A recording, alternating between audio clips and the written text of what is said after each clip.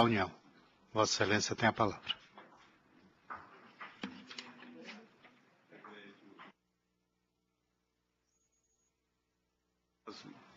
Eu vou ler aí, fazer algumas considerações.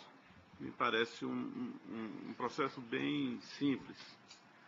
Então, a emenda que eu propus para o voto é o pedido de providência, 6º concurso público para provimento dos cargos de analistas e técnicos do Ministério Público da União, cargo de técnico de apoio especializado em transporte, legalidade da prova de aptidão física e direção veicular. Inobservância de legalidade na aplicação de prova de direção veicular, prejudicialidade de recurso interno interposto em vista de decisão liminar, improcedência de pedido. A Lei Federal 11.415, de 2006, ao dispor sobre a carreira dos servidores do Ministério Público da União, estabeleceu em seus artigos 2º e 3º que as atribuições dos cargos de provimento seriam fixadas por ato regulamentar. Por sua vez, o Procurador-Geral da República editou a portaria PGR/MPU 68, de 26 de dezembro de 2010, com a finalidade de estabelecer as atribuições dos cargos, áreas de atividade, especialidades, requisitos, escolaridade e habilitação legal específica para ingresso nas carreiras de analista técnico e auxiliar do Ministério Público da União. As atribuições relacionadas ao cargo em questão justificam a necessidade de provas específicas e diferenciadas dos demais cargos, buscando-se com isso maior profissionalização da função pública, com vista à concretização dos princípios da moralidade e eficiência administrativa. Logo, mostra-se viável a exigência pelo edital de abertura do certame público do exame de direção veicular e de aptidão física ao cargo de técnico de apoio especializado em transporte, com vista a selecionar o candidato que melhor exerça sua atividade de condutor e que se encontre em perfeitas condições físicas para desempenhar as outras atribuições a ele inerentes. Inexistência de irregularidades no processo de avaliação da prova prática de direção veicular aplicada pelo Centro de Seleção e Promoção de Eventos, do SESP. Prejudicialidade do recurso interno que foi interposto em face da negativa de liminar.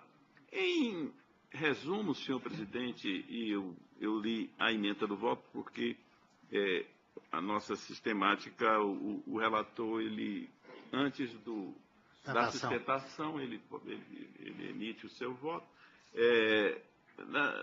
O que se verifica no caso é a pretensão de se abster o candidato ou considerar inaplicáveis esses exames, né, de aptidão para a direção e de aptidão física, né, de capacidade de dirigir. E há, portanto, uma absoluta coerência entre essas exigências do edital e as finalidades a que se propõe a seleção. É com essas razões que eu julgo prejudicado o recurso interno e improcedentes os pedidos. Será a palavra ao requerente. São dois processos, né? Dois processos, o item 51 e o item 54. Perfeito. O requerente João Carlos Lopes Nunes, que tem a palavra pelo prazo regimental de 15 minutos. Obrigado pela oportunidade de falar aqui nesse conselho. Eu estou extremamente nervoso. Eu não sou advogado, eu sou só motorista. Mas eu gostaria de combater essa sensação de razoabilidade que o conselheiro relator nos trouxe. É equivocada essa sensação de razoabilidade pelo seguinte: a forma como a qual foram aplicadas as provas foge a qualquer razoabilidade. Num concurso público para policial, seja civil, militar, há um escalonamento de idade. Os candidatos são propostos a correr ou desempenhar a atividade física de acordo com a idade que ele tem. Eu tinha 48 quando fui submetido ao teste.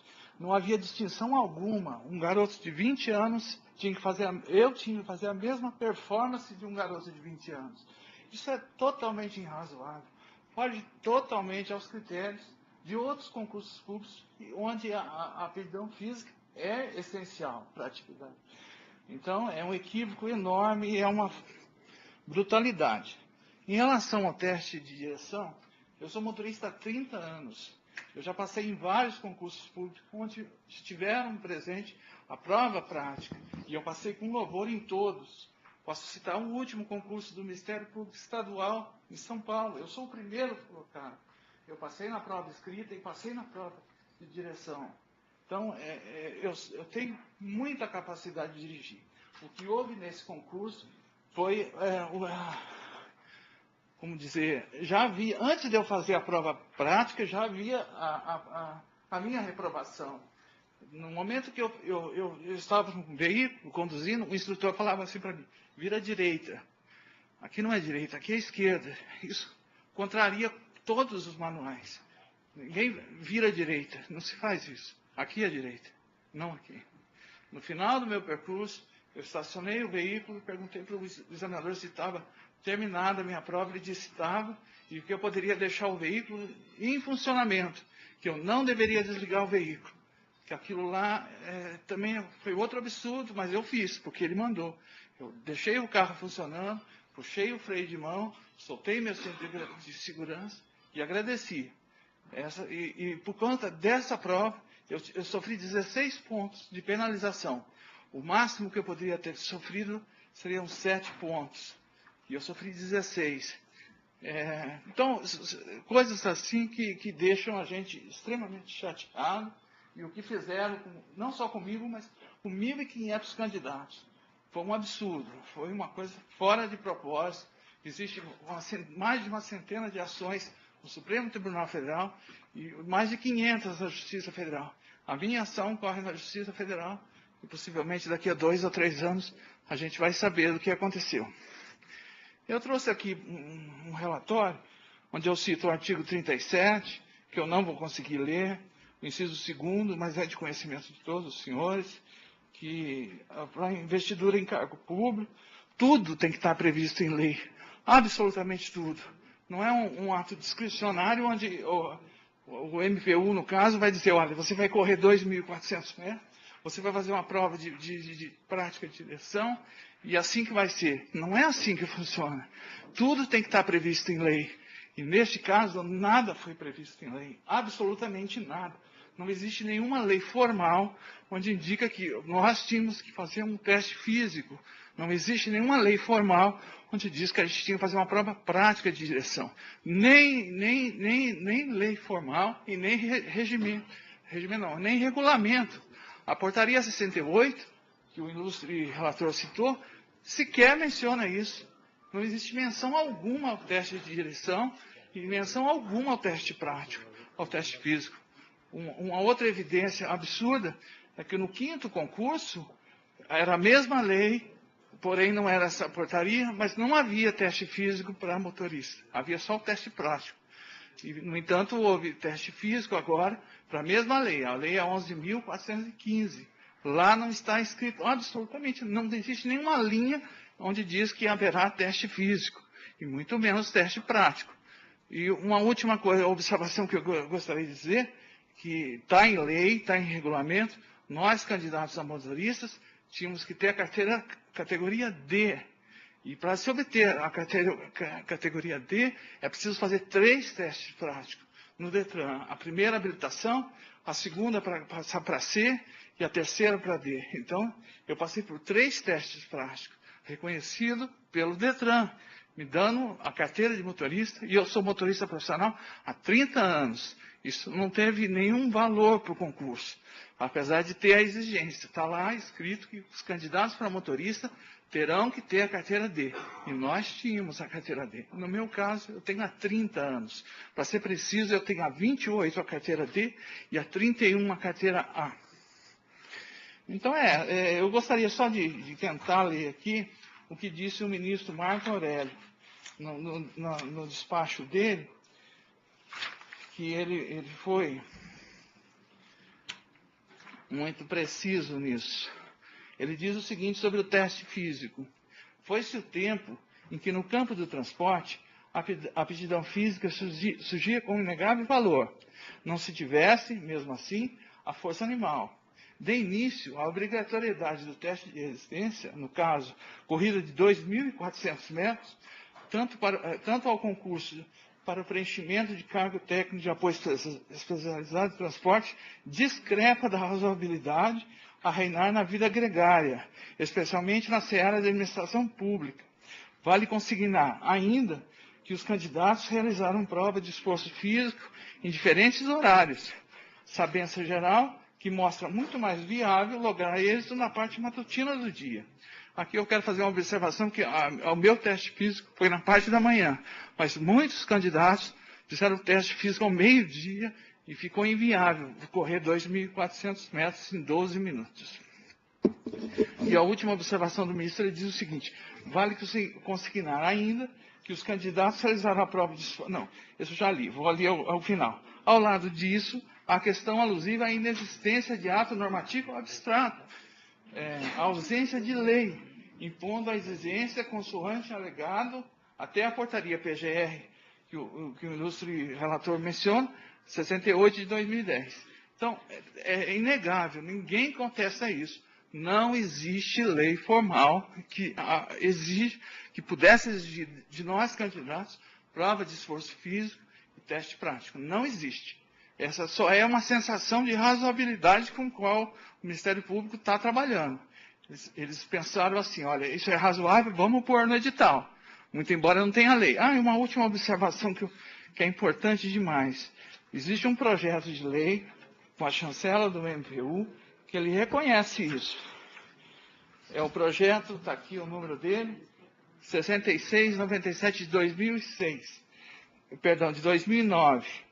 Então, olha a justificativa do projeto.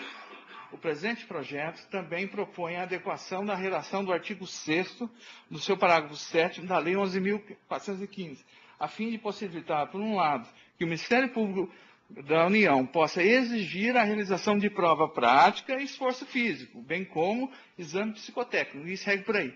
Então, o próprio MPU está reconhecendo que não é legal, até a aprovação dessa lei, que na verdade não é aprovação, é uma alteração. O MPU propôs uma alteração ao Congresso Nacional, dizendo que, a partir da sanção do presidente, assim que votado, o MPU quer exigir, ele fala aqui, quer exigir a realização de prova prática e esforço físico. Portanto, não existe, até hoje, até o presente data, não existe nenhuma lei, nada, absolutamente nada, a não ser o edital. A única coisa que o edital fez foi isso. O edital pôs lá que para os cargos de motorista haveria prova física e prova prática. Fora o edital não existe nenhuma outra lei, nada, absolutamente nada.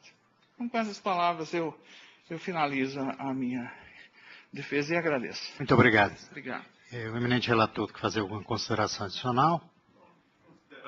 E elogiar, tecer elogio ao desempenho, à inteligência, à vontade de defender o que entende ser seu direito por parte do promovente. Ocorre que o Supremo Tribunal Federal já se pronunciou sobre essa matéria, inclusive sobre esse mesmo concurso, no mandado de segurança 30.081 do Distrito Federal, e julgado em conjunto com o mandado de segurança 30.130, também do Distrito Federal, relator ministro Gilmar Mendes, o Supremo decidiu em acordo assim emendado. Mandado de segurança, concurso público MPU, técnico de apoio especializado, transporte, exigência de teste de aptidão física, legalidade. A Lei 11.415 de 2006, ao estabelecer a necessidade de realização de provas para ingresso no MPU, sem as especificar e determinar que as atribuições dos cargos seriam fixadas por regulamento, permitiu que elas fossem elaboradas de acordo com a natureza e complexidade de cada cargo, o que atende de forma direta aos ditames constitucionais, segurança denegada e agravo regimental julgado prejudicado. É o que eu tinha a acrescentar, senhor presidente. Perfeito. Conselheiro Jefferson. Conselheira Maria Esther. Apoio relator. Conselheira Thaís. também acompanho o relator, senhor presidente, e tenho assim, o sentimento de que, se nós estamos tratando de um profissional que depois vai ter também atividade de segurança, para a qual a própria lei reserva uma gratificação que é exclusivamente destinada a quem ocupa esse cargo, obrigatoriamente tem que haver teste de aptidão física, faz parte das qualificações necessárias para o exercício do cargo.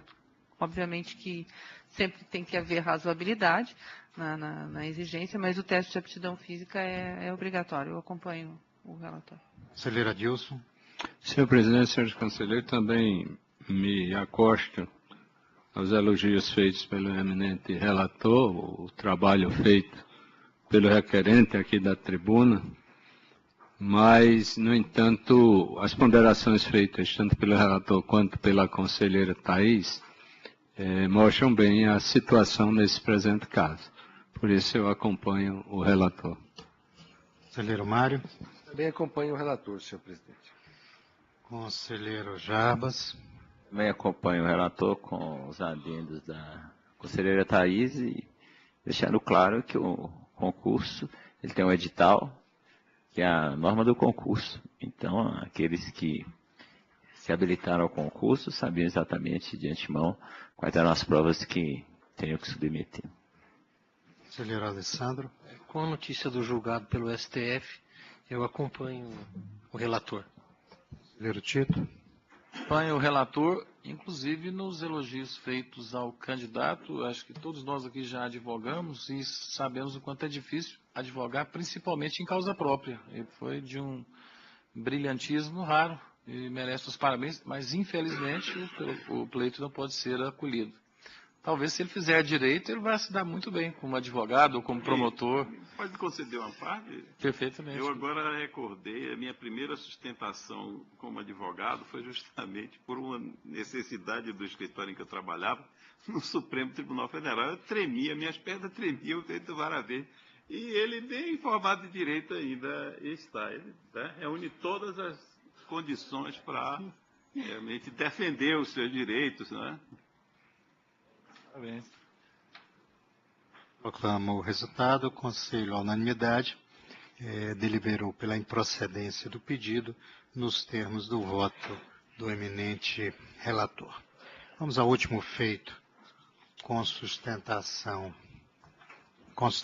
oral. É o item 84, da pauta. É uma sindicância, processo 1205 de 2009, da relatoria do conselheiro Jefferson Coelho, e é o processo 1205 de 2009, reclamante a Corregedoria Nacional do Ministério Público e reclamados membros do Ministério Público do Estado do Amazonas. Haverá sustentação oral. Vossa Excelência tem a palavra. Trata-se de sindicância instaurada por essa Corregedoria Nacional em desfavor dos promotores de justiça do Ministério Público do Amazonas, Renata Centrão Simões de Oliveira e André Alecrim Marinho. A primeira sindicata se imputa que teria